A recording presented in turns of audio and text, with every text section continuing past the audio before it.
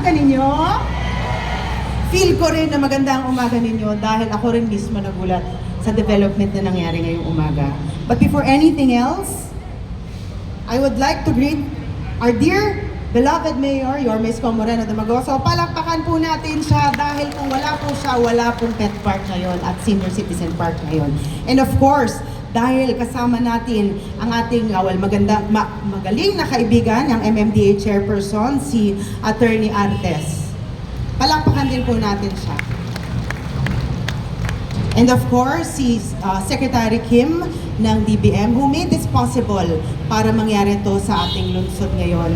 At ang lahat ng mga kasama nating konsihal, department heads, ang magagaling na mga chairman na narito ngayon, ang mga senior citizens at isasama ko na rin ang mga aso na nandito ngayon dahil ang aking aso po na si Lily ay nandyan din at masayang masaya.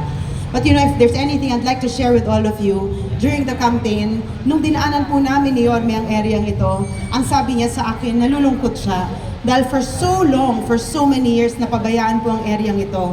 At sabi niya, balang araw, pag tayo ay makaupo, sisiguraduhin ko na mapapakinabangan ito ng aming mga lolo at lola. And true enough, a year after, narito na po ang inyong park. Alam nyo, isang regalo po to ng city government sa inyo para ipakita kung gaano kayo kaimportante sa amin.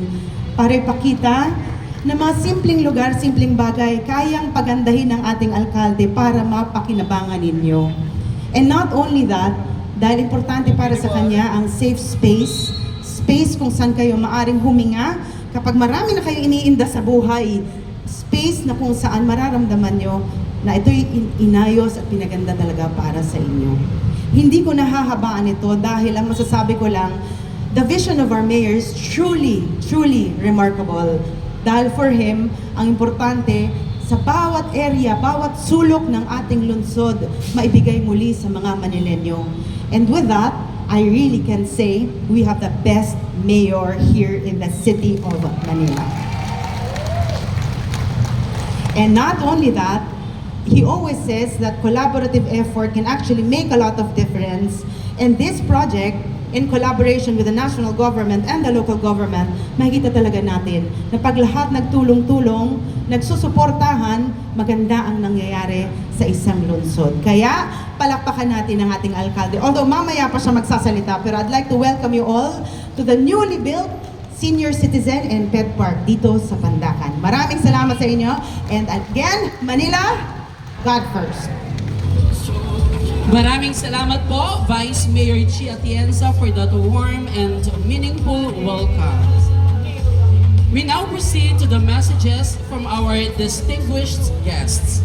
Our first speaker is a dedicated public servant who plays an important role in addressing the needs and continuing development of Metro Manila. Mga kaibigan, please join me in welcoming the chairperson of the Metropolitan Manila Development Authority or MMDA, Attorney Romando Artes.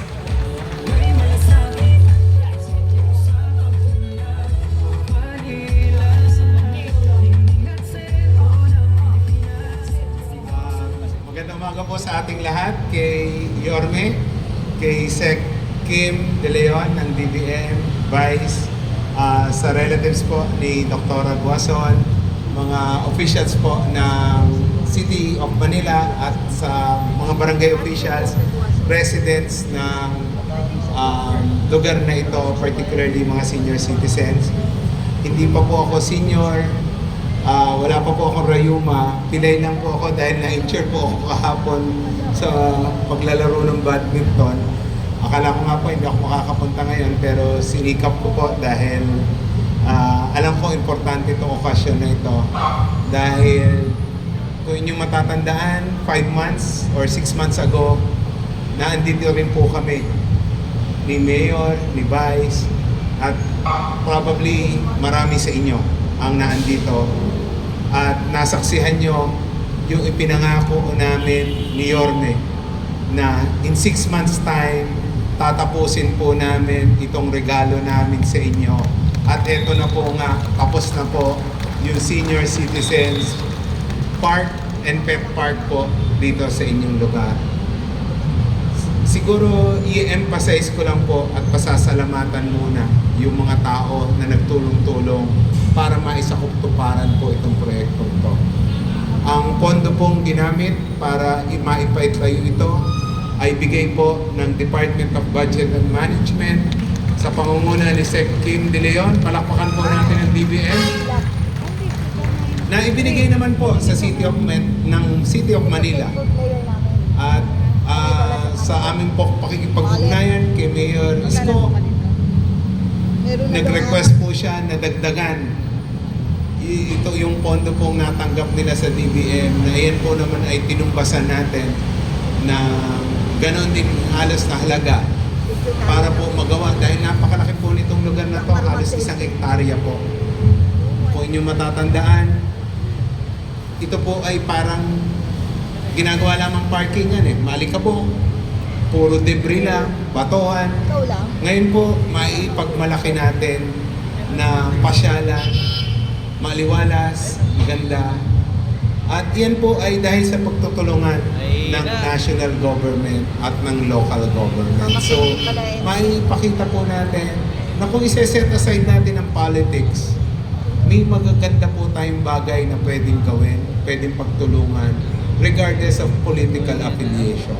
So, kay Yorme, kay Vice, sa opisyalis po ng City of Manila, kami po sa national government, sa pangunguna ng MMDA, at sa tulong po ng iba pang ahensya tulad ng Department of Budget and Management, ay asahan nyo na magdi-deliver pa po ng tulong, serbisyo para po sa City of Manila at sa buong Metro Manila. Magandang umaga po at magandang umaga po sa ating lahat.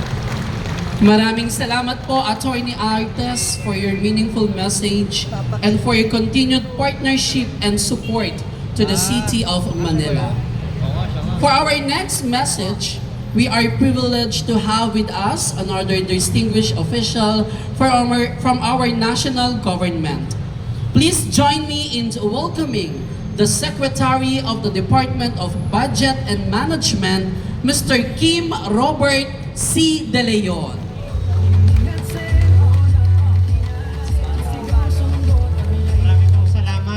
Magandang umaga po, of course, sa ating Yorme ng lungsod ng Maynila, Vice Mayor Chi, sa ating mga konsehal at iba pang mga opisyal, Chair Artes of MMDA, of course, to the family of Dr. Guazon, sa lahat po ng mga Manileño, magandang umaga po sa inyong lahat. Tayo po ay nagagalak at nakikiisa po sa katuwaan ng ating mga kasamang Manileño po dito ngayong umaga, habang ating pasisinayaan o pinasinayaan po itong Senior Citizens Park and Pet Park na nabanggit nga po kanina ay bunga ng pagtutulungan ng national government at ng ating lokal na pamahalaan. Yung pong nabanggit po na pondo na nanggaling sa DBM ay actually sa ilalim po ng Local Government Support Fund, particularly po sa Green Program. At natutuwa po tayo na ito pong ating park ay isang showcase, patunay na kapag ang national government at ang local government ay tunay na nagtutulungan, tayo po ay makagagawa po tayo ng mga meaningful programs and projects para sa ating mga kababayan.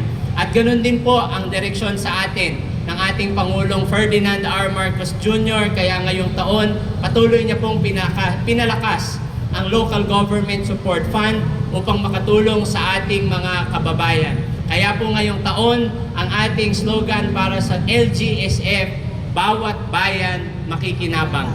At bukod po dito sa ating Pocket Park na pinasinayaan ngayon, I believe patuloy din po ang suportang ibinibigay at inihahatid ng ating pamahalaang nasyonal sa ating local government. Kabilang na po ang City of Manila.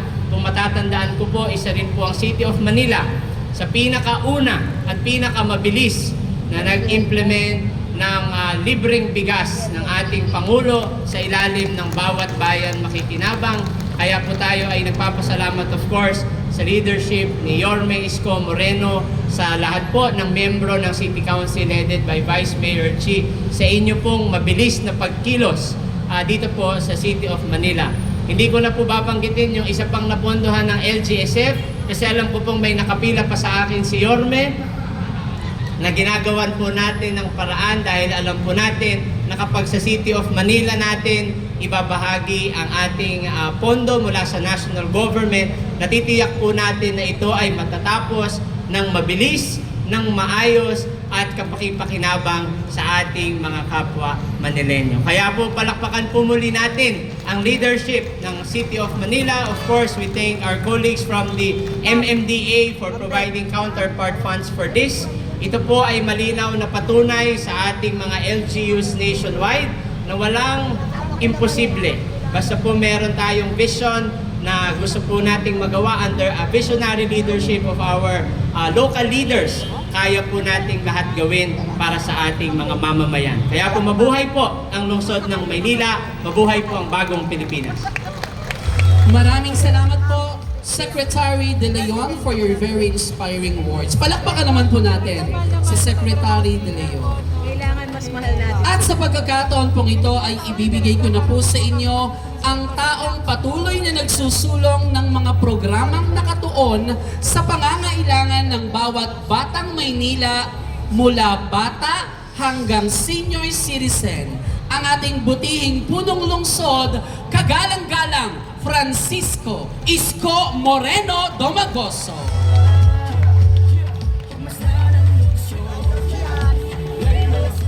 Upo kayo. Sa aking mga minamahal, spoiled.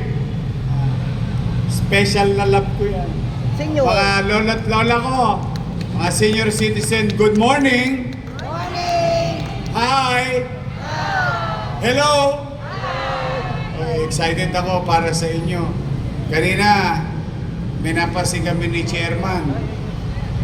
Meron na kagad na kinabang sa senior citizen natin. May naglalakad doon na isa, ligtas, maayos, na siguro nag-exercise. No?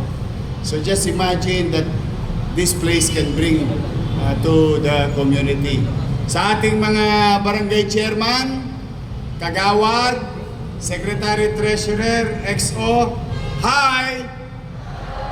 Hello!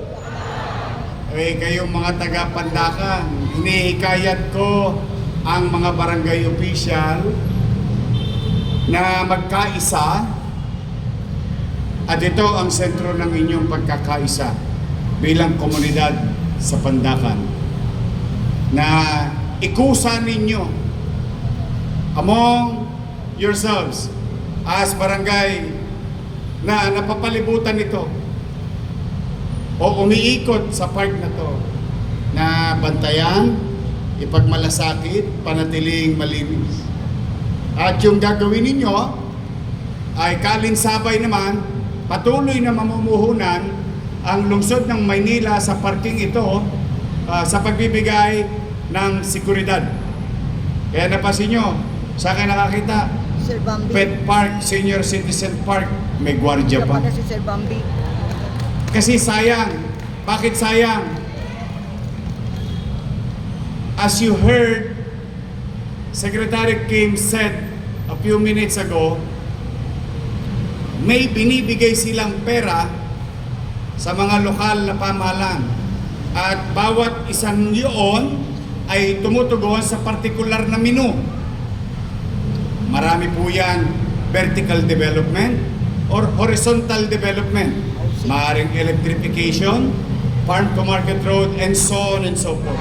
Meron din silang green program. At ang Maynila ay isa sa nagtamasa ng programang ipinatutupad ni Pangulong Bongbong Marcos Jr. At yan, marami dyan, tinamaan natin. Huwag kayong mag-alala, kahit wala tayong pera, manghihimod ako na manghihimod na may wepax sa may wepax. Basta kapakinabangan nyo lang. I don't mind. Hindi ko naman pinanghihingi ang sarili ko, kayo naman. Now, here we are in a green program. Nung nabigyan tayo, totoo rin yung sinabi ni Chairman Artes Nung dumating yung Chape, tukod, awang-awa na ako sa Pandakan. Araw-araw na lang, para kayong may pabrika ng Natasha dito. Bango. Chinchansu. Lagi kami press powder. Sa Alikabok, ito yung nagdudulot ng panganib sa kalusugan, hindi lang ng mga senior citizen, pat ng buong komunidad. Nakita niyo yung mga bahay na yan? Nag-abo na yan ang kulay niyan. Dati mapusyaw, naging gray.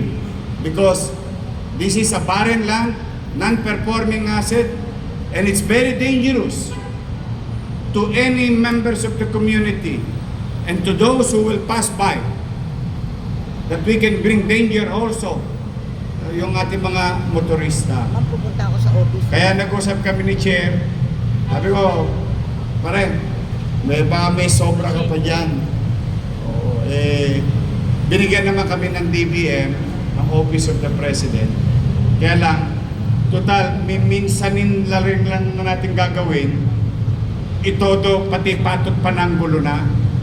Kasi sayang naman, ang hirap makaharbat na resources because huwag niyong isipin na special tayo sa Maynila. Marami rin nangangailangan na local government sa buong bansa. Kaya lang, kanya-kanyang abilidad. Naswertihan lang natin. Salamat kay Kim, ang ating sekretaryo ng DBM, palakpakan natin. So going back to the chair, sabi ko, Chairman, sabi niya, pare, padala mo sa akin yung pera na binigay sa'yo, tatapatan ko. Totoo po yun, yung sinasabi ni Chairman. Nag-appropriate si Chairman para sa lungsod ng Maynila, lalong-lalo na sa Pandakan. Yan ang istorya, ang punot dulo ng kwentong ito, kung saan ang national government, local government, national agency, local government department, nagtulungan ang nakinabang bawat mamamayan ng Pandakan. Mga lolo't lola ko, maswerte ngayon, medyo malamig ang panahon, pero darating ang Abril, darating ang Mayo, Marso, nuknuk ka ng init. Huwag kayong mag-alala, air condition yung citadel ninyo. Ay, galing. Pwede nang maglabing-labing.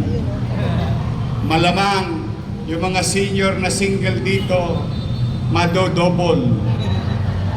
Kasi kahit gabi, magagamit ito ng mga taga-Pandakan. Secure mo yung pag- Maliwanag, maliwalas, ligtas. At aalagaan ninyo yung mga bambu natin dahil yan ang magbibigay ng sariwang hangin sa pagitan ng usok ng sasakyan. Kaya kung makikita nyo yung disenyo, pinalibutan yan ng halaman para lagi kayong fresh. Hindi yung pag-uwi mo, puro usok. But you'll always fresh. But I cannot do this alone. I would like to recognize also our Vice Mayor. Vice Mayor Chi Atienza. Mga kusyal natin, tayo nga kayo. Itong 5 natin kusyal. Ayan. Si Elmer, yung aso niya unang-unang tumira dito. Mga kusyal natin, palakpakan natin sila. At ang pinakamaganda sa Pandakan, ang presidente, ang pinuno ng ating Senior Citizens Affairs, Beth Rivera.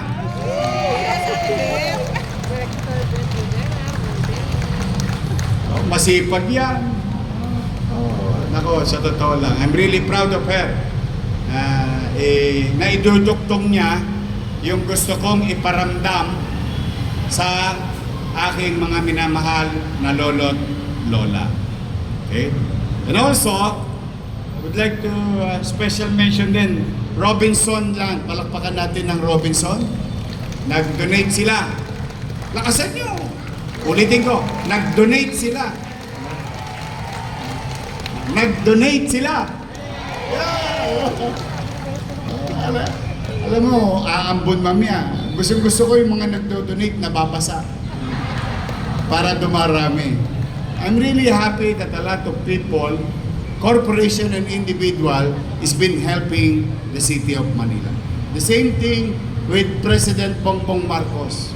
Despite of our political indifferences, politically speaking, nagkalabang kami, magkaiba kami ng partido, pag titingnan mo, politically different.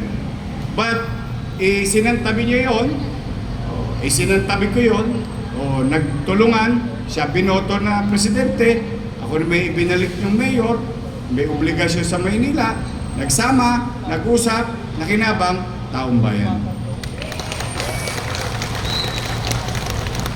At masaya rin ako, for so long, nangadugyot, napabayaan na yung isa sa ating mga kinikilalang mabuting Pilipino. Ayan, nandito ang pamilya Guazon. Yan, palakpakan natin sila. Maayos na, sir. Sa mga mahilig sa aso, pet lover, pusa, aso, ay welcome po kayo sa Maynila. Dati tao lang ang welcome. O ngayon pati hayop. Because this is a very unique concept of local government and national government. Create an open green space for human and for our pets. Makikita natin talaga pong may mabuting resulta kapag ang mga leader sa bansa nag-uusap, nagpapanagpo, may pinagpapanagpuan, kahit ano pa man, kailangan laging may common ground. At ano yun? Tao, mamamayan. Kaya hindi man sa wala man siya ngayon, ako'y talaga on behalf of the people of Manila, thank you very much President Bongbong Marcos Jr. Maraming salamat sa kanya. At least pagdaan niya dito, yung itim niya sakyan hindi na magiging puti. Muli, mga nanay, tatay ko, para sa inyo ito, alagaan nyo ha. Pag malasakitan ninyo. Love you, Mayor! Today, this will be yours. Enjoy it. To the neighborhood surrounding the area, I'm happy for you. Hindi na kayo magpipis-pis ng mga bintana. Magpapagpag ng mga kurtina dahil punong-puno ng alikabok. Ngayon, unti-unti mararanasan nyo na bumalik ang sariwang hangin dito sa Nagtahan Interlink. New space, open green space can be utilized by anybody, especially special mention lang by the senior citizen. We, the Department of Budget, the Office of the President, the Metro Manila Development Authority, and the City Government of Manila, we offer this to you today. Para sa inyo po ito, mga minamahal kong taga-lungsod ng Maynila. Magandang araw at pagpalain nawa kayo ng buong may kapal. Manila! God first. Thank you.